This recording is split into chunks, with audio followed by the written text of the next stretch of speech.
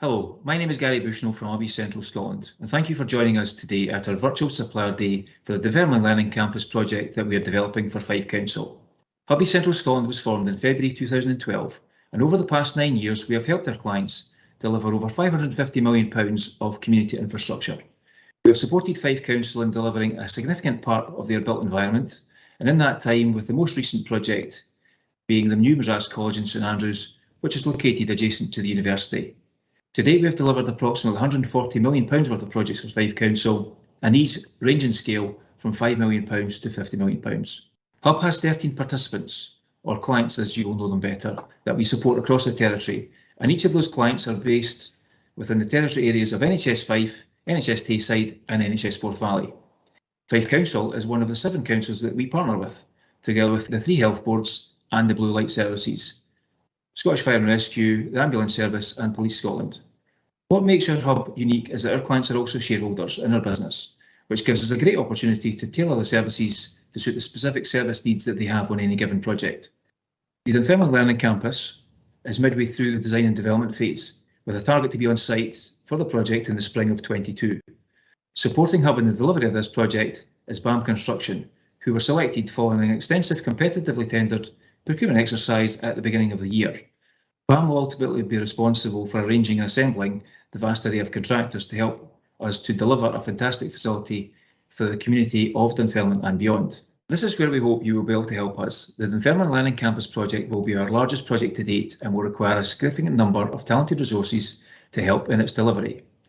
On every project we deliver, we are always seeking expertise from the supply chain within and out with our territory area. There is no doubt that some of the work packages will be significant. However, there are always opportunities for smaller SMEs and micro SME businesses to support some of the larger subcontractors that BAM will ultimately employ to deliver this project. Hub have a healthy pipeline of future opportunities with several projects currently being developed for Perth and Kinross Council and NHS Fife, which will go on site in the relative near future. One of our key areas of work is supporting our clients with strategic support services, which is essentially the early planning process to undertake and determine whether there is a need for future developments. As a territory, there are a couple of key areas that are being explored at the moment. These are passive house and retrofitting. The Dunfermline Learning Campus project is being developed and designed as a passive house project to improve the quality of building, deliver a low energy and use facility, and to help in the journey to net zero carbon. The retrofitting piece we are working on is looking at how you apply passive house standards to refurbishment projects to deliver the same outcomes. Each of these ventures will be critically important to our clients on the world's journey in dealing with climate change. Thank you for joining us and the Supplier Development Programme in running this virtual event. We would be delighted to take any questions.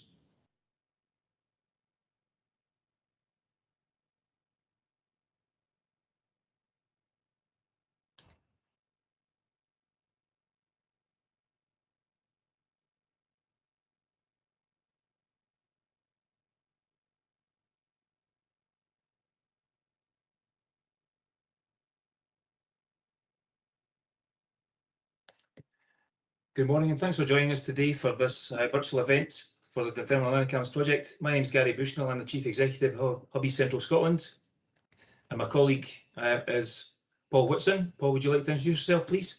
Yeah, good morning. My name's Paul Whitson. I'm the Commercial Manager at Hubby Central Scotland. I'm responsible for all commercial matters and the management of the supply chain.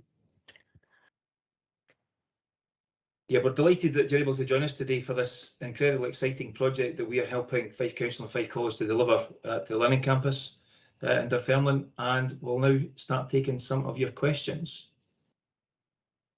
So question one, are SMEs responsible for community benefits as part of these projects in the supply chain?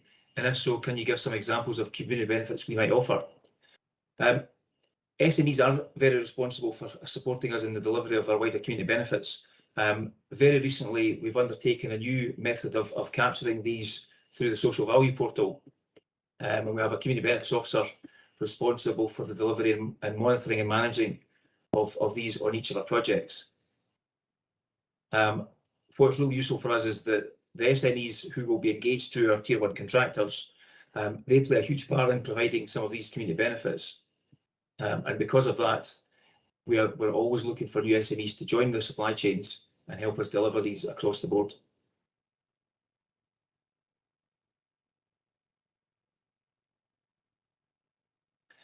The next question we've got through is in relation to the Tier 1 contractor, which for our part of this project is BAM Construction. And the question is, are they still looking for SMEs to support them for the internals within the project? As things stand just now, the project on the Learning Campus has only just commenced with an enabling works phase, which is essentially to do some earthworks and bring in an access road and some drainage. So as things stand just now, BAM have not engaged with any other contractors for the main build phase of the project so far. So all of the packages will be available for tendering, and BAM will be coming up later on in the day where you'll be able to speak to them directly and determine the interest that you have in the project and the packages that you'd like to support them with.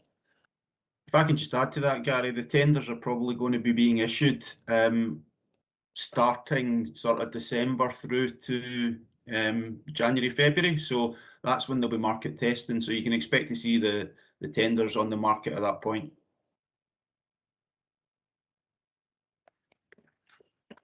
Okay.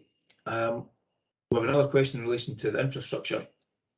Now, as I've just mentioned, we have just recently commenced the enabling package for the site, and this is to deliver the works for both Fife Council and Fife College. So it's a joint project, which also includes the developer or the overall owner of the site area, which is Shepherd Offshore. So the infrastructure is currently proceeding at the moment, and BAM have engaged with the supply chain to bring that together.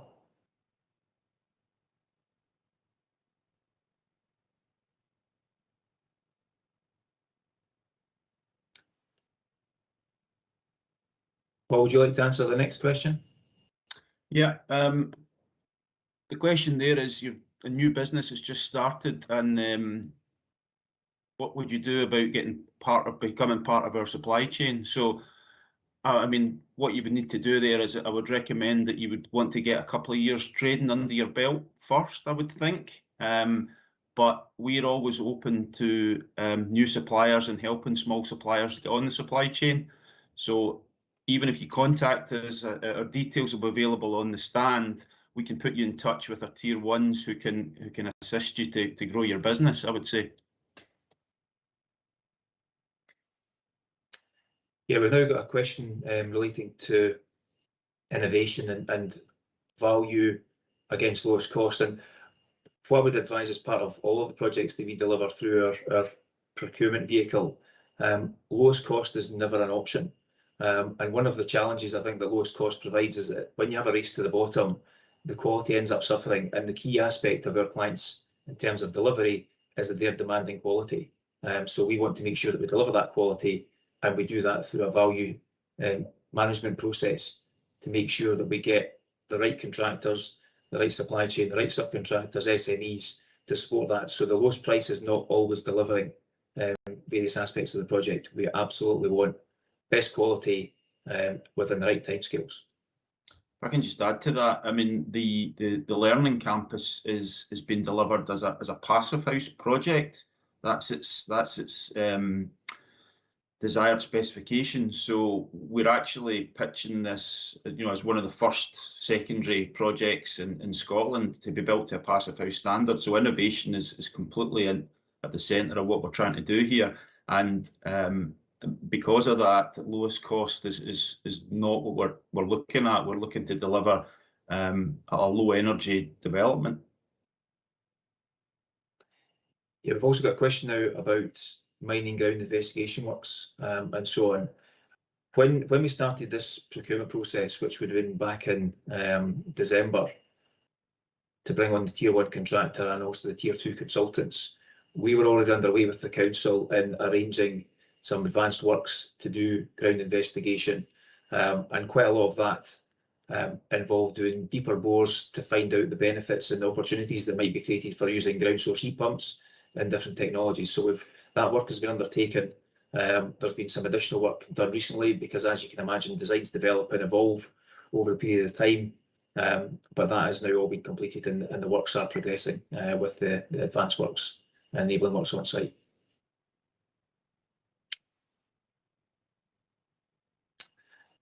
We've now got a question about passive house and retrofit, and As a territory, we are currently undertaking a significant amount of strategic support services work, and that's work that can either be paid for directly by our clients or paid for by Hubco. And in the instance of retrofit, we're actually doing a bit of a joint venture with our clients, paying 50% of the cost of the study by each party. What we're trying to understand and recognise is that across the public sector estate, there's many different building typologies that are clearly not going to be up to standard, particularly in the passive house sort of world. And in order to try and achieve that, we're looking at an air-fit solution. So we've engaged with a number of consultants at the moment who are currently doing some studies on the buildings for us. And what we anticipate at the end of that study is that we will have a schedule of opportunities that need to be delivered on each of the council or health board or blue light services properties that will bring them up to a better standard. And that may well be something that happens over a longer period of time. So as an example, if in one of the public sector estates wider portfolio, there was a real problem with the roofs because they've got lots of flat roofs that are getting towards the end of their life, we would look as part of a study to try and deliver that as a package so that we're delivering better value. We can capture the right supply chain to do that. And that might mean that over next year, the year after, that could be a focus, particularly for a project, or it might be looking at glazing potentially, depending on where the answers are. And what we would hope to do over a longer period of time, rather than doing something from a standstill, is to bring that building or those buildings up to standard over a longer period of time to get the better benefits.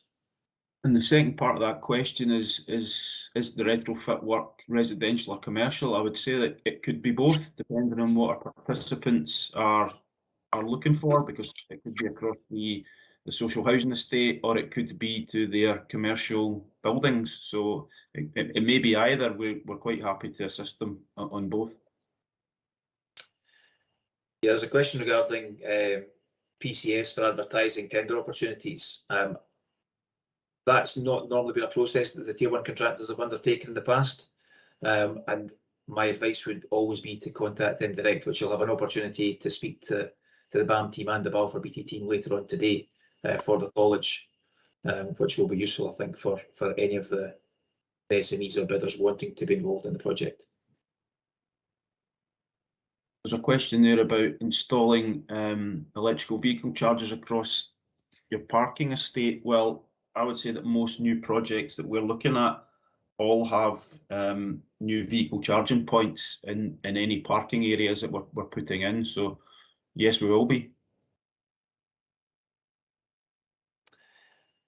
Yeah, we've also got a question about heat sources for the building and our ground source heat pumps, the preferred heating option.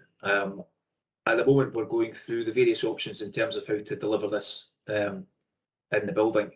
And initially, there was a thought that there could be perhaps some form of district heating system, or there could be a ground source heat pump solution that could service both the college and the school. And those options are still ongoing just now with the design team. So if that's something that is absolutely of interest, then please contact on our project. It's Ribka that's designing the M&E systems. But if you go through the main contractors, they'll be able to direct you and advise you on the best way to tackle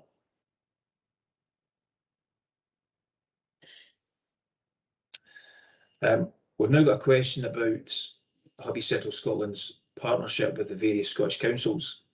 And what I would say is that back in about 2010, SFT, working on behalf of the Scottish Government, started procuring the various hubcos across the country. And as a number of you may know, there's 5 hubcos serving different areas of the country, each with roughly 1 million people in its population.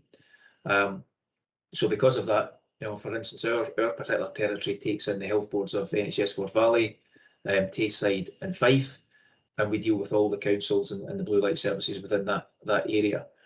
So they're predetermined clients essentially for us. Those clients are also shareholders in our business. They own 30% of our company, and we can't add to that. So we have a very defined list of clients, and we service their needs to the best of our ability. There's another question about accessing the tenders through the PCS, and as we think we said before, I'm not sure that the Tier 1s tend to do their tendering like that. However, you'll have access to BAM Construction today, and I advise you to go to their stand or put any questions to them, because that's your route into getting a chance at tendering. Yeah, and I think if there's any issues in terms of not getting access or so on, Paul and I are more than happy to receive feedback, and we can try and help address any issues that you may have in that process. In terms of the design team for the project, there's two separate design teams for the project. So the college part have their team assembled, which is run through Gardner Theobald, I think it is, and we have appointed through BAM Construction. We have AHR Architects, we've got Ripka M&E, and we've got Ecom delivering civil and structural. And yes, it is a design and build project. It's the second part to that question.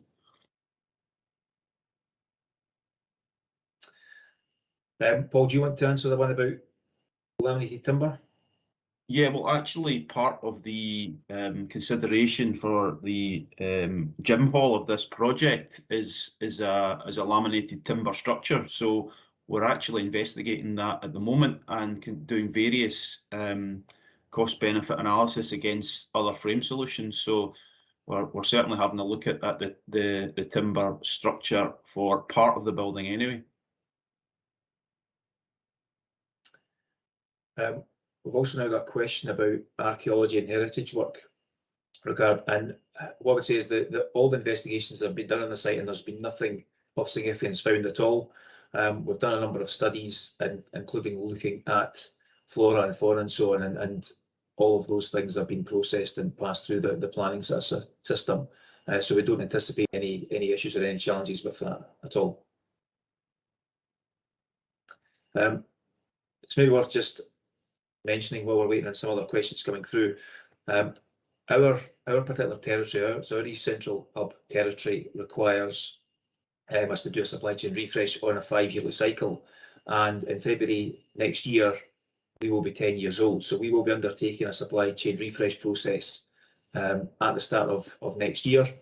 What we're currently doing is we're looking at sending out a questionnaire to our clients, so that's with them at the moment, just to determine the type of work that's going to be delivered over the next 5-year period, so that we can match up the appropriate supply chain with those opportunities. As you can imagine, in the past, it's predominantly been new build projects, although we have done some smaller refurbishment projects with some smaller contractors.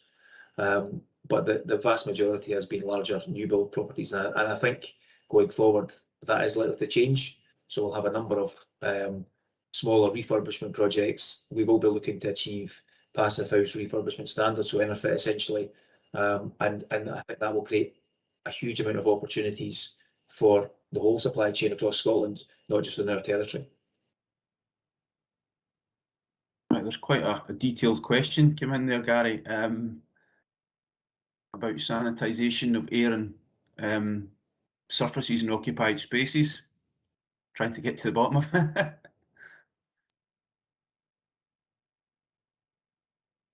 Yeah, so in terms of the question that's come in about opportunities of supply chain, because we're doing the refresh, please get in touch with us and note your interest, because we're more than happy.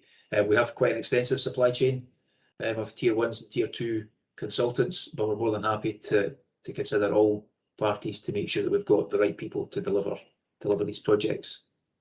So that detailed question about sanitisation of air and surfaces, again, I would suggest you speak to our tier 1s today, who will have a stand and who are doing a panel next, and it's BAM Construction. So I would suggest you speak to them, see if there's any opportunities, and if you've got any information, just send it into Hubco as well, and we're glad to take anything in.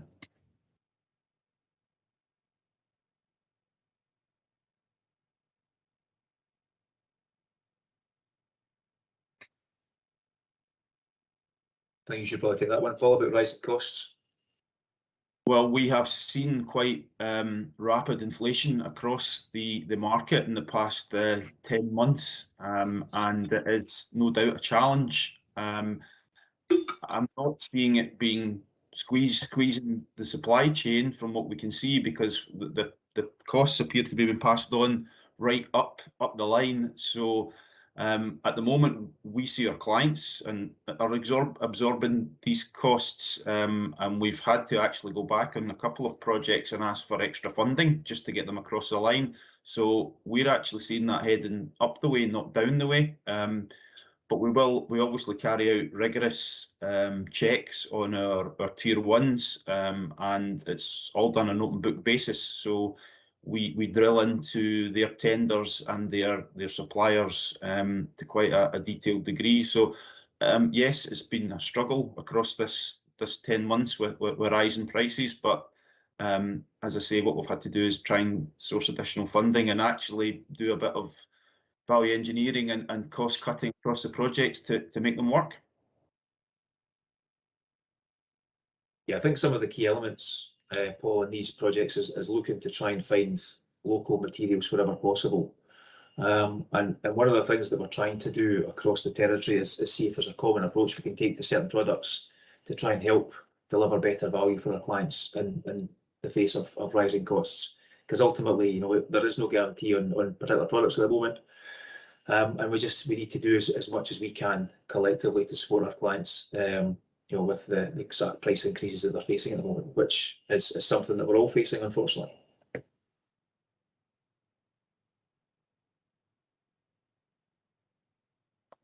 There's a question there about fire engineering regarding the timber structure, and as I said, we are still sort of doing cost benefit analysis on the structure, so it's not been determined that we are actually using the CLT frame, but again, speak to our tier one who will be presenting and has got a stand today about any services of fire engineering, or alternatively send us any information you've got through to Hubco, because we have a sort of list of other consultants apart from architects and engineers. We've got fire engineers and principal designers and people like that we regularly use.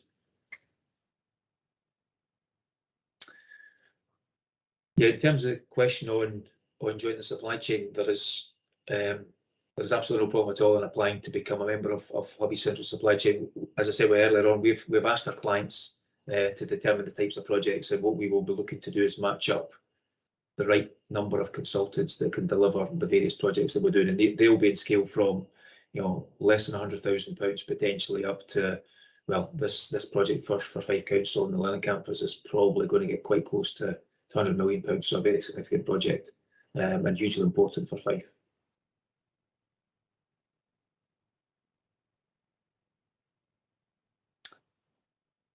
Do you want to take the next one, Paul? Yeah, the question is, I'm a sole trader, and tips about how you can be more successful in bidding and getting on a supply chain. I would recommend, that we have a list of smaller contractors that we use on some of our smaller projects. That might be a good place to start. Some of the project, we can go down and do projects as Dunfermline's quite a big project, heading to £90 million.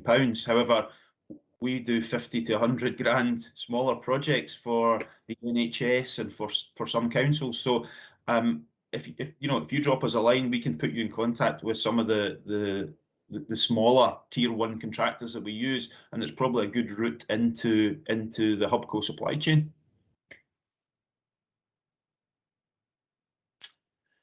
Yeah, I've also got a question now about IT infrastructure and cyber security. My advice on that would be it would be worth speaking to BAM, who are managing the design team, to look at the various requirements that the council have, and similarly for Balfour Beatty, who are managing the project on behalf of Fife College, and they'll be able to advise you on what requirements each of those parties have, and if there's anywhere that you can help them in delivering that.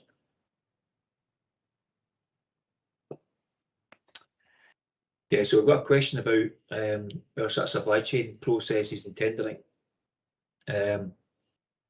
So it mentions that BAM and Balfour Beatty are clearly doing these projects. So what we undertake is that when a client brings a new project to us, which tends to be in the form of a new project request, so they have an idea of what they want, it's then our responsibility to go out and find the right supply chain to help support that project. And we can either do that one of two ways. So we have an existing supply chain that's all pre-approved, but if there's instances where there's maybe not enough competition within that supply chain, so it might be a project of a certain size or a certain type, then in conjunction with our client, we'll agree how we should add to this. So for instance, on the Learning Campus project, we went out to 12 Tier 1 main contractors. We got 6 submissions, 6 competent submissions, which were then shortlisted to 3 for an interview process, and following that interview process, BAM were selected as the Tier 1 contractor. As far as the cost is concerned, I think they went down a different route, and something that they could probably assist with. But what we would be looking for is for BAM, and you will have an opportunity later on today to engage directly with them. They will be going out to the wider market to make sure that we get as many SMEs within the local area as possible involved in this project. A huge focus for us, and one of the reasons for having a dedicated community benefits and social value manager is to try and capture as much value as possible within the localities that we are working. And if you go into our stand later on today, you'll be able to have a chat with Amanda and Lewis about that potentially. I can just add to that, Gary. That's part of our agreement with Scottish Government and our participants in the councils and the NHS.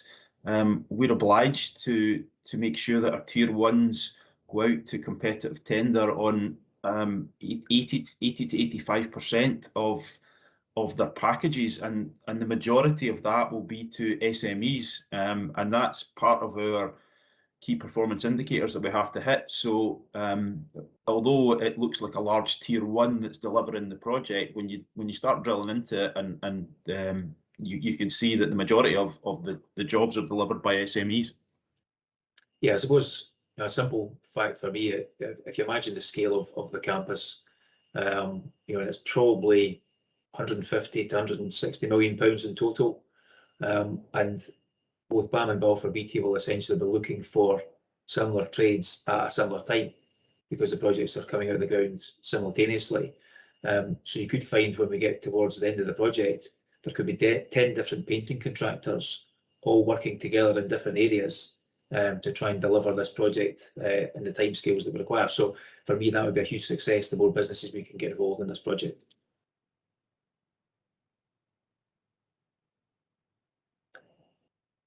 Do you want to take that utility one, Paul? Yeah, the question is, how's the scope for utility infrastructure and diversions determined? Is this done by the M&E consultant? Well, it's done by the M&E consultant in conjunction with the tier 1 contractor. So that all of that work is being carried out right now. And again, go and speak to our contractor, BAM, today. And as I say, the M&E consultant in this project, as Gary's mentioned, is Ribka. So that work's been carried out just now. So again, that'll be coming to the market pretty soon in the new year.